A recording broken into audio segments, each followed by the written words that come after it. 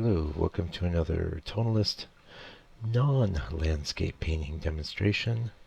This is your painter in residence, M. Francis McCarthy, and today I'm bringing you a little study I did of a mushroom just for fun. I kind of had it in my mind recently that I would like to paint some mushrooms. Unfortunately, I sort of messed up because I'd intended to do the mushrooms in 3.5 by 5.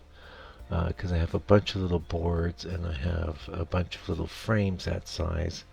And as it turns out, I don't mind it for small vertical landscape paintings, but it's no good for horizontals compared to the 4x6. It seems very squat. And oh, I have a giant box of them yet. I totally forgot that when I did the 4x6.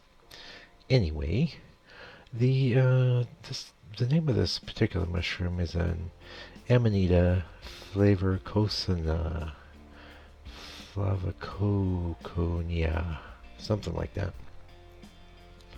I was attracted to it because it's really pretty. It has orange and yellow and deep red. I have some new, I just recently got a tube of cadmium orange, and I thought, oh, that'd be a good one for this, and it was. And I don't think I'll be getting too much into cadmium red, although you never know, because I didn't think I'd get that into cadmium yellow, and that's very, very pivotal to what I do now.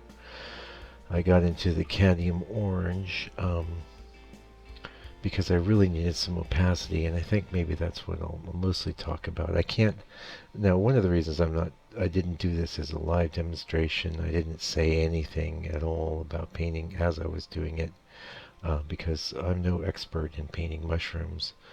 I wouldn't say I have mushroom mastery. I know how to paint though, and I know how to illustrate, and so I did a credible job, but I can only get better. There's several things that I'm not thrilled about on this painting, but all in all, it's a saleable little painting, and that was the other thing I was thinking. It'd be nice to have a few little mushrooms in the shop, and so for all the time I've been threatening to put some of my figurative stuff up here, you're seeing a mushroom figure first, and that's sort of interesting because mushrooms kind of bridge the world between the vegetable and the animal. They're kind of a very animal-like vegetable, right? So if you were to say landscapes are like vegetables and painting people is like meat, mushrooms would make a lot of sense, eh? I am going to be doing some figurative stuff coming up, and maybe, who knows, maybe I'll start working into sharing that on the channel. I mean, after all, the channel is called just Michael McCarthy, so I could share just about anything. And I think I can tag things. I mean, the sort of nudes I do are very, very they're sedate. They're usually based on like 1900s type reference or something like that. They're very aesthetically pleasing and definitely function as art. They're not overly erotic, but you never know. When you're getting into nudity, you gotta always be mindful of the kiddies, I guess. Yeah. Anyway, so it'll be kind of a rambling video. Like I said, I didn't do a live version because when I'm going to sit there, I'm not that cheeky, I'm not that arrogant to be lecturing you on how to paint a mushroom when I've painted one. Like I said, I have illustrated them, and I have illustrated them. Usually what I've done there is pen and ink and my color in Photoshop, which is a completely different animal than an actual painting. So yeah, anyway, yeah, I had to chop a bit out. Looks like I had a bit of my video. Looks like I had a friend come in and was talking to him for a big time, so you would have just seen a bit of the back of my head.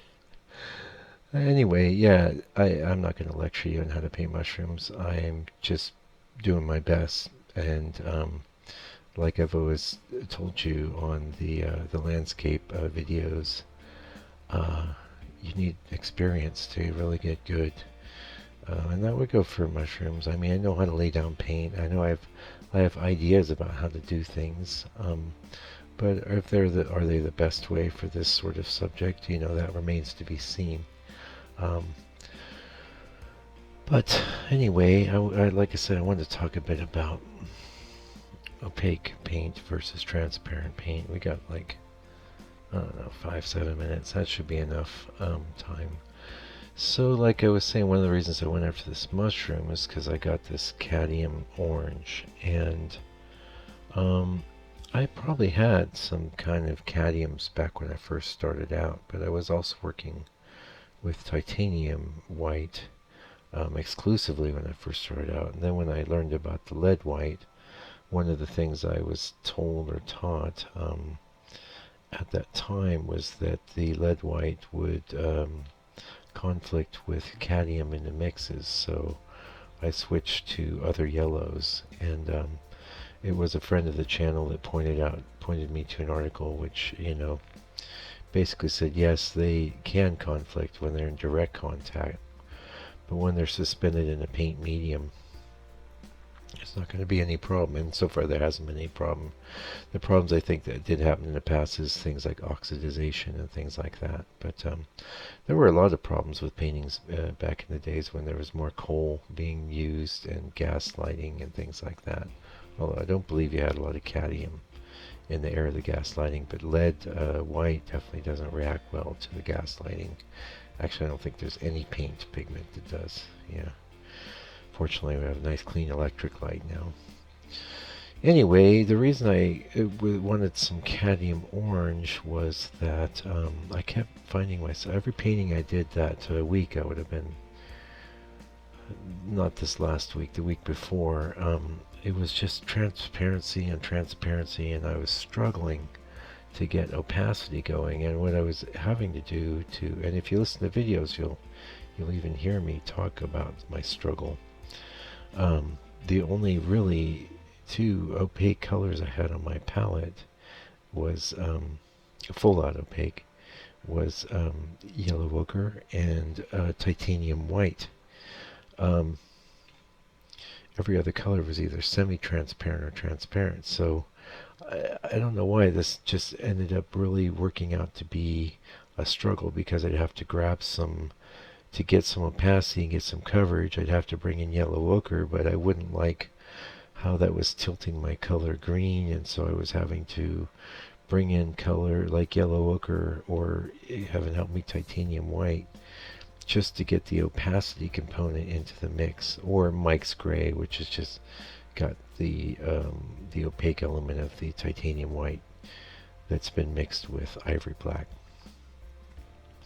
So I thought, well, the two things I thought, one, I'm going to get a tube of regular burnt sienna, which instead of being 100% transparent like the transparent red color from Gamblin, which looks the same tone as burnt sienna but is 100% transparent. Well, burnt sienna has a certain amount of coverage ability, so I thought, no, that might be good. And again, burnt sienna was a color that I started out with, and it wasn't until later that I moved into the transparent earth red, and transparent earth red is a very, very valuable color to have. I'm always going to have it handy.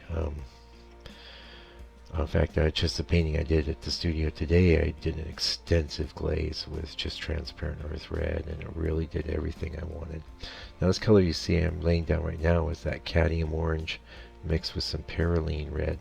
The perylene red is extremely saturated and bright in color, but also not only it's semi-transparent, semi-opaque, and it definitely leans on the transparent side of the equation. In fact, it might be full out transparent. It's hard for me to say here in my home office.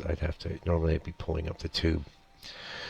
Anyway, also the third, I was using, I had cadmium yellow, which is extremely opaque and very handy, but also has a very strong impact on any mix. So if I'm doing something and I don't really want to either push it into yellows, but I want some opacity and control, that's where I thought the cadmium orange could help me, especially combined with a semi-opaque burnt sienna. So that's why I picked up the phone and called my paint guy and ordered that. And I think this is one of the main reasons I was into doing this little painting of the mushroom too. I was thinking, oh, there's a lot of opaque yellow and orange, and that's what I did. Now you can see all my greens in the back are done my usual way I do greens, and my greens tend to have a lot of transparency in them because I use a semi-transparent color called Hansa Yellow Medium, which is very close to the color of the cadmium yellow, but far more transparent. And I mix that with the ivory black. And funny enough, if you try and mix that same color with cadmium yellow, it doesn't give you the right kind of green. I wouldn't be able to work the way I work with that if I didn't have both. So I tend not to have the Hansa yellow on my palette. I only use it to make Mike's green, and I use lots of Mike's green, so that's all good. Yeah, and we talked a little about in the last painting about the Spinel black. Still not sure if I'm pronouncing that correctly, but like I said, my new favorite color. I use that on this one too. So we're getting into kind of a challenging portion of the mushroom. I was thinking, well, okay, the top's yellow, but the stem's grayish white, and okay, I did it. The white I arrived at with a little bit of like raw umber and some black, but I also tried to warm it up too, so I added little bits of yellow to it. You can see it's an interesting color. And that little beard on the mushroom was like one of the things I had a bit of a challenge painting, because in the reference it's got a very odd, it's not just a ring like I painted it, it's a ring with a little bend, and it's all very soft and very subtle. And because I was painting this so tiny, with not super tiny brushes, I just did my best with what I had. That's why I was just calling this a study. I'm not saying this is the ultimate mushroom painting. It's his first pass too, and I think I'll probably leave it. I don't feel the burning need to get in there and perfect this mushroom painting. I'm pretty happy with the way it turned out all in all, and I believe it's saleable. So anyway, I can say we're getting close to the end. Thank you for joining me for my little mushroom painting today. Hopefully I'll get a lot better at this and can start giving you tips on how to paint your own mushrooms. I will say, draw it out, and painting is painting, shapes is shapes. So, you should be, if you can paint a house, you can paint a mushroom. Or you can paint a tree, you can paint a mushroom. As I've proven here, I've painted a mushroom. Anyway, thanks for joining me today. I'll be back real soon with another video. If you haven't liked the video yet, could you do that? Also, you could tip on over to my site, landscapepainter.co.nz. I have a store there, a donation button, and, a gallery, what have you. Anyway, until I can see you again, take good care and stay out of trouble.